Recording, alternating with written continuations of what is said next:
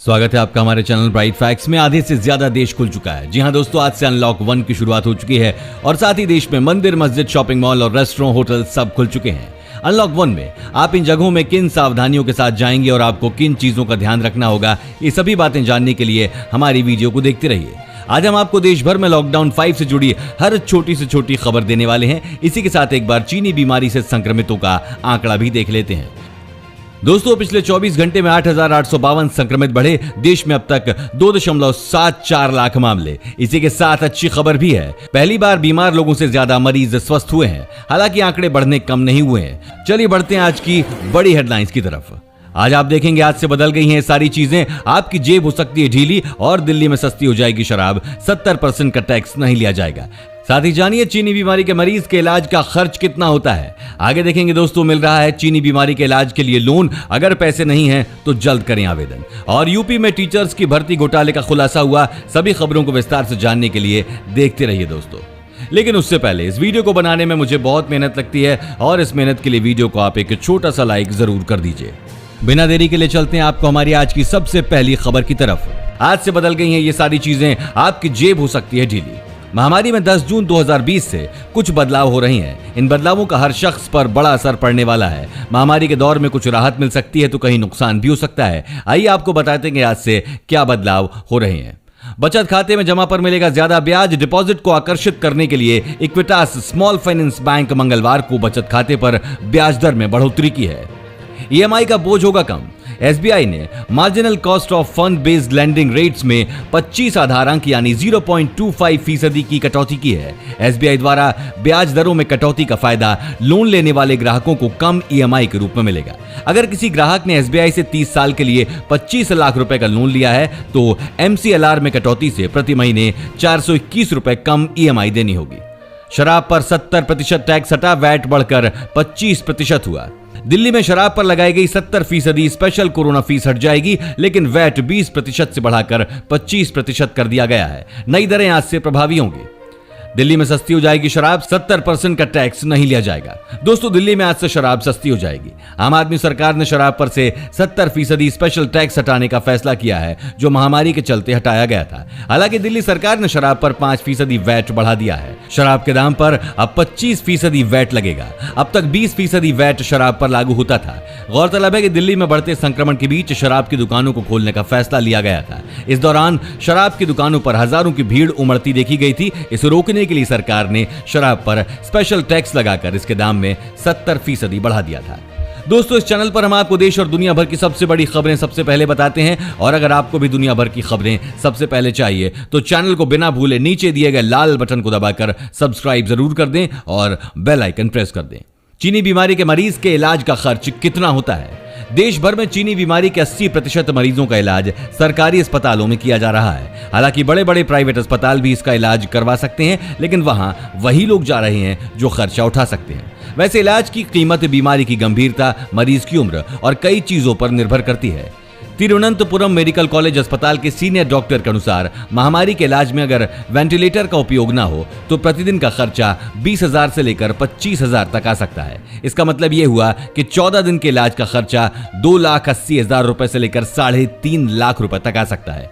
अक्सर मरीजों को उस वक्त डिस्चार्ज किया जाता है जब लगातार उनके 5 टेस्ट नेगेटिव आते हैं। कई प्राइवेट अस्पताल वेंटिलेटर सहित इलाज के प्रतिदिन 25,000 रुपए से 50,000 रुपए तक लेते हैं। वहीं कमरे का किराया अस्पताल पर निर्भर करता है, लेकिन सबसे सस्ते कमरे का किराया प्रतिदिन 1,000 से 1,500 रुपए के बीच होता है। वहीं अगर आपको आईसीयू की जरूरत पड़ती है तो इसकी कीमत प्रतिदिन 7,000 रुपए से लेकर 16,000 रुपए तक होती है। कुल मिलाकर कहा जाए तो अगर आप प्राइवेट अस्पताल में जाकर चीनी बीमारी का इलाज कराने की सोच रहे हैं तो आपको पूरे होने में तकरीबन 1 से 2 लाख रुपए की फीस देनी पड़ सकती है। मिल रहा है चीनी बीमारी के इलाज के लिए लोन। अगर पैसे नहीं है तो जल्द करें आवेदन। महामारी के कारण लोगों की आर्थिक हालत ठीक नहीं है। अगर आप भी ऐसे लोगों में से हैं और अपनी आर्थिक स्थिति सुधारने के लिए लोन लेने की सोच रहे हैं तो आप चीनी बीमारी के लिए पर्सनल लोन लें, जिसमें आपको कम ब्याज चुकाना है। इस पर्सनल लोन का सबसे बड़ा फायदा है कम ब्याज दर। पर्सनल लोन पर आमतौर पर बैंक 8.75% से लेकर 26% तक ब्याज वसूलते हैं। वैसे ब्याज दर आपकी क्रेडिट प्रोफाइल पर तय की जाती है, मगर जहां तक स्पेशल पर्सनल लोन का सवाल है तो उसमें आपको 7.20% से 10.25% की ब्याज दर चुकानी होगी। ध्यान रहे कि बैंक अपने मौजूदा लोन ग्राहकों को ये लोन दे रहे हैं, इसलिए इसकी ब्याज दर कम है। जान है तो जहान है दोस्तों। अगर आप भी चीनी बीमारी से ठीक होने के लिए लोन लेने की सोच रहे हैं तो ये सारे बैंक आपको कम ब्याज की दर पर लोन मुहैया करा रहे हैं। Bank of Baroda, Punjab national bank, Indian bank, union bank of India, Maharashtra bank और बैंक ऑफ इंडिया। यूपी में टीचरों के भर्ती घोटाले का खुलासा हुआ। उत्तर प्रदेश में शिक्षक भर्ती घोटाले में परीक्षा के टॉपर को गिरफ्तार कर लिया गया है। इस मामले में 50 से अधिक अपराधी की तलाश पुलिस कर रही है। जानकारी के मुताबिक ये सब 8 से 10 लाख रुपए देकर पास हुए हैं। प्रयागराज के दर्जनों सेंटरों पर हुई परीक्षा पूरी तरह से रद्द हो सकती है। दरअसल एक खबर आई थी कि शिक्षक भर्ती परीक्षा में 150 में से 142 नंबर पाने वाले धर्मेंद्र कुमार पटेल को देश के राष्ट्रपति का नाम तक नहीं पता है। धर्मेंद्र जनरल नॉलेज के आसान सवालों का भी जवाब नहीं दे सके। इस मामले में एसएसपी सत्यार्थ अनिरुद्ध पंकज ने 5 जून को बताया था कि प्रतापगढ़ निवासी राहुल सिंह ने सोराव थाने में पूर्व जिला पंचायत डॉक्टर कृष्णलाल पटेल समेत 8 लोगों के खिलाफ एफआईआर दर्ज कराई थी। आरोप लगाया था कि 69,000 सहायक शिक्षा भर्ती में आरोपियों ने 7.5 लाख कैश दिया था। अगर आपको भी आपकी कंपनी वाले कम सैलरी दे रहे हैं तो जाने इस खबर को। केंद्र ने दिए कड़े आदेश। केंद्र ने लॉकडाउन के दौरान प्राइवेट कंपनियों को अपने वर्कर्स को पूरी वेतन देने संबंधी 29 मार्च के निर्देश को उच्चतम न्यायालय में सही ठहराया है और कहा कि पूरा वेतन देने में असमर्थता व्यक्त करने वाली कंपनियों को न्यायालय में अपनी बैलेंस शीट तथा खाते पेश करने का निर्देश दिया जाना चाहिए। सरकार ने कहा है कि कंपनियों को अपने कर्मचारियों को सही वेतन देना जरूरी है। लॉकडाउन के चलते थोड़ी छूट दी गई थी, लेकिन अब लॉकडाउन खत्म हो चुका है, लोग अपने अपने काम पर वापस आ चुके हैं, तो कंपनियों को कोई हक नहीं है कि वो अपने कर्मचारियों को आधी सैलरी दे। इसी के साथ आगे देखेंगे दोस्तों, अरविंद केजरीवाल की रिपोर्ट आ गई है, आप भी देखिए।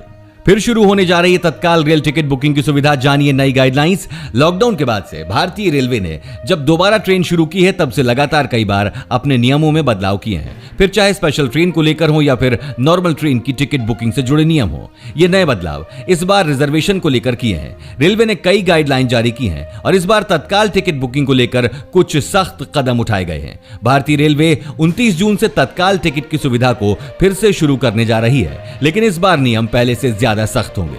अब टिकट बुक करते समय यात्री को रिजर्वेशन फॉर्म में वही नंबर डालना होगा जिसे वो साथ लेकर चल रहा है। भारतीय रेलवे की नई गाइडलाइन के मुताबिक अब सफर करने वाले यात्री को अब अपनी पूरी जानकारी के साथ इस बात की इंफॉर्मेशन देनी होगी कि वो कहां जा रहा है। अयोध्या में आज से शुरू होगा राम मंदिर का निर्माण। महामारी के चलते टल गया था भूमि पूजन। दोस्तों, आज से अयोध्या में राम मंदिर निर्माण का काम शुरू होगा, जिसमें सीमित संख्या में लोग शामिल होंगे। कुबेर टीला मंदिर में 28 साल के लंबे इंतजार के बाद रुद्राभिषेक होगा। इससे पहले एक भव्य भूमि पूजन समारोह आयोजित करने की योजना थी, लेकिन महामारी संकट के चक्कर में इसे टाल दिया गया है। एक रिपोर्ट के अनुसार श्री राम जन्मभूमि तीर्थ क्षेत्र ट्रस्ट के अध्यक्ष महंत कमल नयन दास ने जानकारी दी कि मंदिर का निर्माण कार्य 10 जून को रुद्राभिषेक के बाद शुरू होगा। भगवान राम ने भी लंका पर चढ़ाई से पहले रुद्राभिषेक किया था। राम मंदिर निर्माण के लिए भी उसी परंपरा को आगे बढ़ाया जाएगा। कुबेर टीला पर भगवान शिव का प्राचीन मंदिर है। आज उसी मंदिर में सुबह 8 बजे प्रार्थना होगी। अरविंद केजरीवाल की रिपोर्ट आ गई है। दिल्ली के मुख्यमंत्री अरविंद केजरीवाल की चीनी बीमारी के टेस्ट रिपोर्ट आ गई है। रिपोर्ट नेगेटिव है, यानी कि केजरीवाल को बीमारी नहीं है। उन्हें 2 दिन से बुखार और गले में खराश की शिकायत थी। 7 जून की शाम से ही केजरीवाल ने खुद को सेल्फ आइसोलेट कर लिया था। 9 जून को ही उनका टेस्ट हुआ और इसी दिन रिपोर्ट भी आ गई। केजरीवाल की तबीयत 7 जून को बिगड़ी थी। उन्हें हल्का बुखार था। हालांकि सांस लेने में कोई दिक्कत नहीं थी, लेकिन एहतियात के लिए उन्होंने खुद को अलग रखा हुआ था। 8 जून को उनकी जितनी भी मीटिंग हुई थी सब रद्द कर दी गई थी।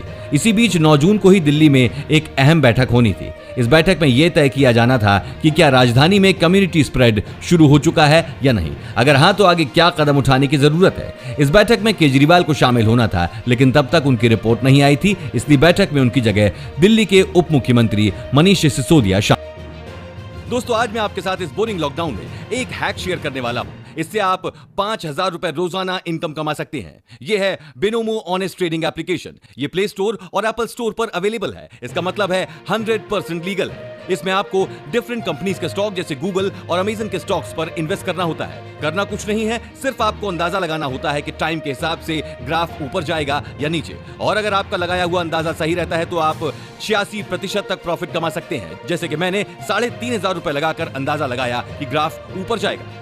इसको आप सिर्फ 400 रुपए से स्टार्ट कर सकते हैं। ये देखिए दोस्तों, थोड़ी ही देर में मेरे इन्वेस्ट किए हुए पैसे करीबन डबल हो गए। लेकिन इसमें हर बार प्रॉफिट होना जरूरी नहीं है, कई बार लॉस भी हो सकता है। जैसा कि आप देख सकते हैं कि ट्रेड करने से पहले और ट्रेड करने के बाद अमाउंट में कितना डिफरेंस आ चुका है। इसमें जीते हुए अमाउंट को आसानी से बैंक अकाउंट और पेटीएम में भेज सकते हैं, वो भी सिर्फ 24 घंटे के अंदर। अगर आप हमारे दिए गए प्रोमो कोड का यूज करते हैं तो आपको मिलेंगे आपके डिपॉजिट के डबल, मतलब 10 के 20। और अगर आप नीचे दी गई डिस्क्रिप्शन लिंक से इसको डाउनलोड करते हैं तो आपको मिलेंगे 60,000 रुपए ट्रेडिंग सीखने के लिए आपके डेमो अकाउंट में। तो जल्दी से डिस्क्रिप्शन लिंक से डाउनलोड कीजिए। दोस्तों, पेट्रोल और डीजल की कीमतों में तेजी जारी। अगले कुछ दिनों में 5 रुपए तक हो सकती है बढ़ोतरी। लगातार चौथे दिन बुधवार यानी 10 जून 2020 को भी पेट्रोल और डीजल दोनों के रेट में बढ़ोतरी की गई है। बुधवार को दिल्ली के पेट्रोल के दाम 40 पैसे बढ़कर 73 रुपए 40 पैसे प्रति लीटर पर पहुंच गए हैं। वहीं डीजल के रेट में 45 पैसे की तेजी आई है। इस तरह 4 दिन में पेट्रोल 2 रुपए 14 पैसे प्रति लीटर और डीजल 2 रुपए 23 पैसे प्रति लीटर महंगा हो चुका है। इंडियन ऑयल की वेबसाइट के मुताबिक 10 जून 2020 को भी दिल्ली, मुंबई, कोलकाता और चेन्नई में डीजल और पेट्रोल के दाम इस प्रकार रहे।